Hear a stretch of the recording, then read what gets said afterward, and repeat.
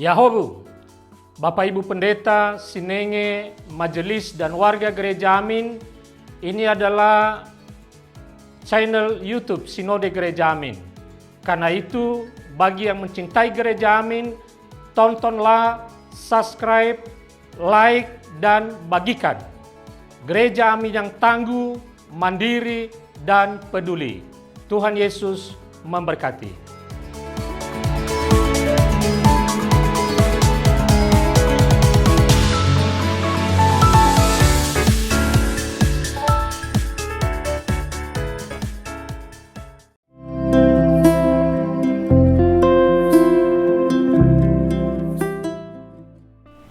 Hai teens, kembali kita berjumpa di TFC. Pada saat ini, kita akan bersama-sama menggumulkan satu tema, yaitu Bystander Effect, yang dimuat di dalam buku Renungan Teens for Christ. Renungan ini ditulis oleh Pendeta Daniel Kristanto Gunawan. Namun sebelum itu, mari kita berdoa. Tuhan, pada saat ini kami bersama-sama mau kembali merenungkan firman Tuhan. Kiranya Tuhan yang menjadikan renungan ini sebagai dasar kehidupan kami. Nah, doa kami, ya Roh Kudus tuntun kami. Amin. Kita akan bersama-sama merenungkan dari Kisah Para Rasul, pasal 3 ayat yang ke-8. Ia melompat, berdiri, dan mulai berjalan. Lalu ia masuk bersama mereka ke dalam bait Allah, sambil berjalan dan melompat-lompat serta memuji Allah. Teens, sebuah peristiwa keji pernah terjadi pada tahun 1964. Saat Kitty Genovese diperkosa dan dibunuh di luar apartemennya. Peristiwa ini menjadi perhatian publik karena ternyata ada 38 orang tetangganya yang melihat, tapi tak satu pun berusaha keluar dan menolong Kitty.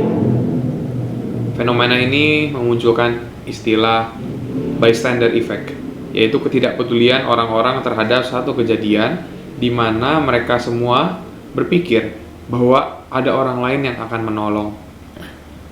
Di depan pintu bait Allah yang disebut Gerbang Indah, ada seorang laki-laki lumpuh yang sehari-hari mengemis. Ia berharap belas kasihan dari orang-orang yang lewat. Pada suatu hari, Petrus dan Yohanes berhenti dan memperhatikannya.